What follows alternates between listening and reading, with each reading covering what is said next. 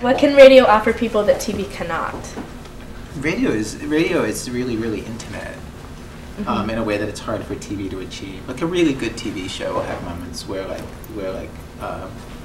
you know, your heart goes out to the people on the show. But it's rare and it's hard for them to pull off. Whereas on the radio, you know, if we just have somebody talking in a heartfelt way about anything, there's something about the emotion in the voice. Like, mostly I'm not on the radio. Like I'm on the radio for an hour a week, but for 60 hours a week, it's like one of us who we're seeing down here, like sort of, you know, talking about, well, no, if you move this sentence over here, but then you pause and then say this sentence, you know, like, right. you know, it's all that. Do you find that enjoyable? Find the editing, or that's the most interesting part to me. I mean, I feel like I'm a very editing always came easily to me. Like everybody's got a part of a job that comes easily. For me, writing came really hard. Like if you guys are good writers, like it took me until I was 28 before I was like a competent writer in a way where you could listen to it and it didn't seem stupid.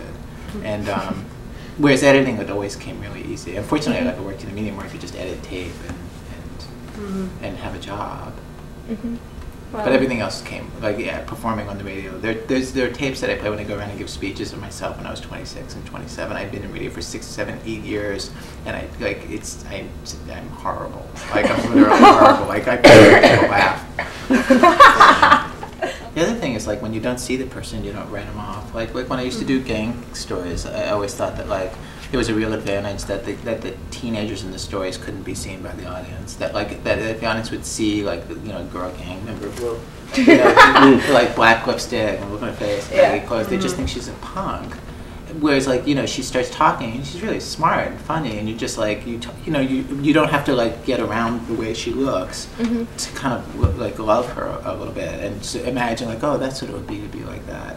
And in that way, like it's way easier. Like the intern on our show could get tape that's like really, like, you know, every intern we have can get, like, you know, tape that's really, really beautiful and moving. And it would be hard to do in print. Like you have to be a really, really skilled writer to pull it off and make that work. And it'd be really hard to do, I think, in video or film, just because there's so much about making something look in a way that have feeling to it, whereas in radio, just like, you can sidestep it all.